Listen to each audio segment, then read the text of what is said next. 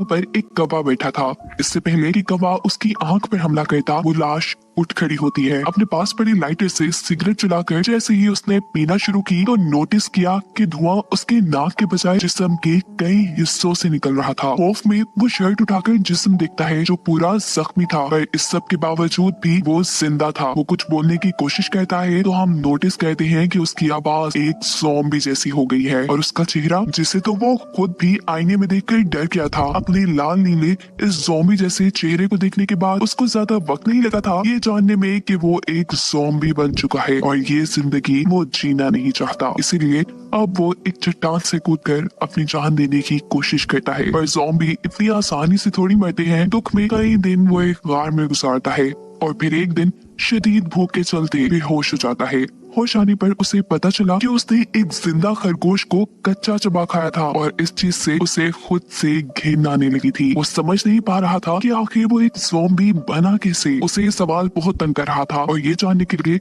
उसे अपने पास्ट का पता चलाना था और ये काम तो इंसानी दुनिया में जाकर ही हो सकता था। वो टेढ़ा मेढ़ा ज़ॉम्बी की तरह चलते हुए जंगल से बाहर एक टाउन में आता है जहाँ जमीन पर उसे एक लड़की की हुडी मिलती है जिसे अब वो पहन चुका था। और तभी वो लड़की भी अपनी इस गुमी हुडी को ढूंढते हुए यहाँ आ गई थी, जिसे देखते ही ये ज़ॉम्बी अपना मुंह मोड़ लेता है और उसकी किसी बात का जवाब नहीं देता, क्योंकि वो जानता था कि अगर उसकी ज़ॉम्बी जैसी आवाज किसी ने सुन ली तो ये इंसान उससे डरकर उसी को मार देंगे। ये लड़की एक क्राइम रिपोर्टर थी, सोनिया, जो उससे कहती है कि अगर तुम्हें हुडी चाहिए तो तुम रख लो, पर इसकी पॉकेट में जो मेरा मोबाइल है प्लीज वो मुझे वापस कर दो। ज़ॉम्बी उसे मोबाइल दे देता है। सोनिया को लगता है कि शायद ये गरीब लड़का है, इसीलिए सोनिया तो उसे पैसे भी दे गई थी। अब अगले दिन दोबारा उसे भूख लगी थी। वो एक दरख्त पर पत्थर मार मार कर वहाँ घोंसले में से अंडे चुराने की कोशिश कर रहा था, पर वो इतना कमजोर हो चुका था कि उससे ये काम भी नहीं हो पा रहा था और आखिर वो दोबारा से बेहोश हो जाता है। होश आने पर वो दोबारा एक जिंदा जानवर को खा रहा था और ये चीज उसे परेशान कर देती है। वो एक जंगली ज़ॉम्बी नहीं बनना चाहता, साथ ही उसे तो अपने पास्ट को भी जानना था।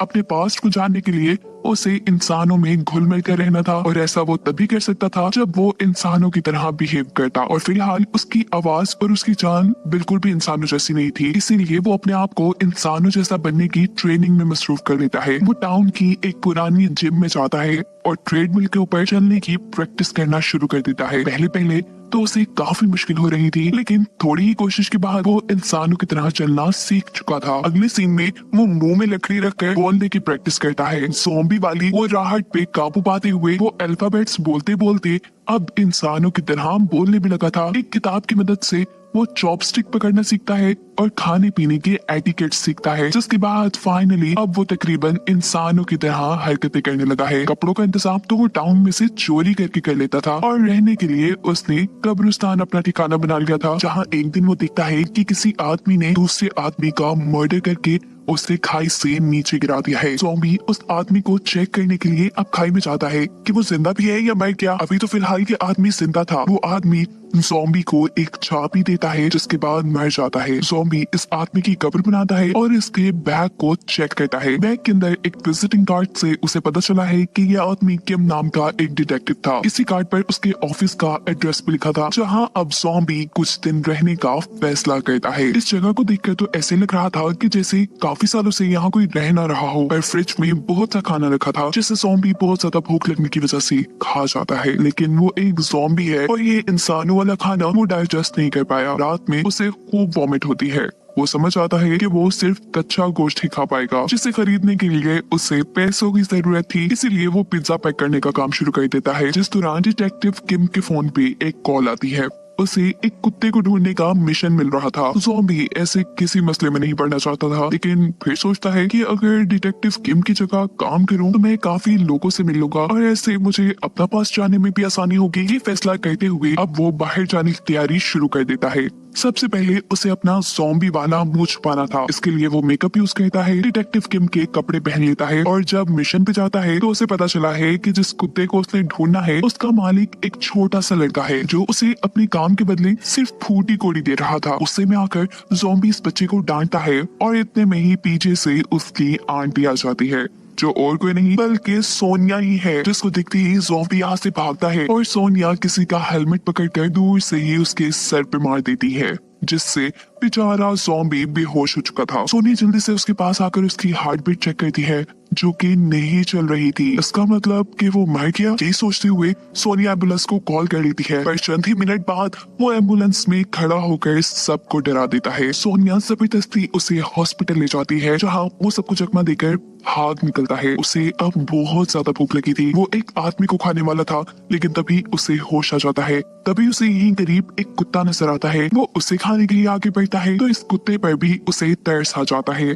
ये अच्छा ज़ॉम्बी बेचारा किसे खाए पेट भूखा वो अपने घर पे बैठा था कि तभी उसे अनाउंसमेंट सुनाई देती है कि कहीं फ्री सूप मिलेगा। वो जब वहाँ पहुँचता है तो उसे पता चलता है कि फ्री सूप तो खत्म हो चुका है और अब अगर उसे यहाँ सूप चाहिए तो इसी होटल की प्रमोशन के लिए यहाँ कुछ ज़ॉम्बी बने इंसान डांस कर रहे हैं, उसे भी डांस करना पड़ेगा। डांस तो उसने क्या खूब किया था। अब सूप मिलने का वक्त था, लेकिन वो सूप छोड़कर किचन में जाकर कच्चा गोश्त खाना शुरू कर देता है, जो देखकर यहाँ की शेफ चिल्लाती है। हम देखते हैं कि इसी होटल में सोनिया और उसका एक और डिटेक्टिव दोस्त भी था, जो अब ज़ॉम्बी को मारने के लिए उसके पास आ रहा था, पर बेचारा ज़ॉम्बी से ही मार खा लेता है। ज़ॉम्बी इस वक्त बहुत जुनून में नजर आ रहा है। वो भागते हुए इन सबसे बचने के लिए जंगल में चला जाता है। अब जैसे ही उसके अंदर का ज़ॉम्बी मूड थोड़ा कम होता है, वो इंसानों वाली हालत में वापस आना शुरू करता है, तो वापस डिटेक्टिव किम के ऑफिस आने का फैसला करता है, जहाँ रास्ते में वो एक बच्चे के मरने की न्यूज देखता है। इस बच्चे को देखकर उसे पता नहीं क्या हो गया था, वो इतना गुस्से में आ जाता है कि स्क्रीन को ही मारने लग जाता है और फिर गुस्से में काबू पाते हुए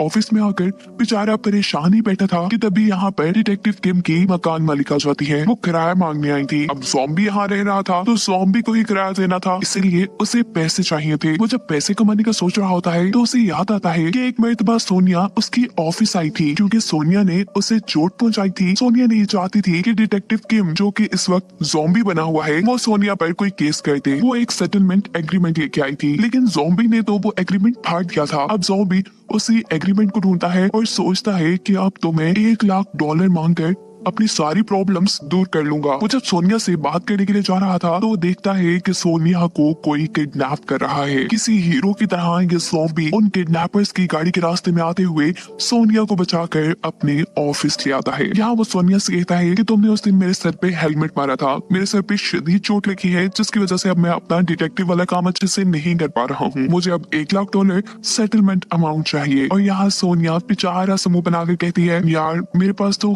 खुद कोई पैसे नहीं है, अगर तुम चाहो तो मैं तुम्हारी असिस्टेंट बनके तुम्हारा सारा काम कर सकती हूँ, वो भी बिना पैसों के। ये सारी बातें सुनकर वो सोनिया से कहता है, उठो और निकलो यहाँ से।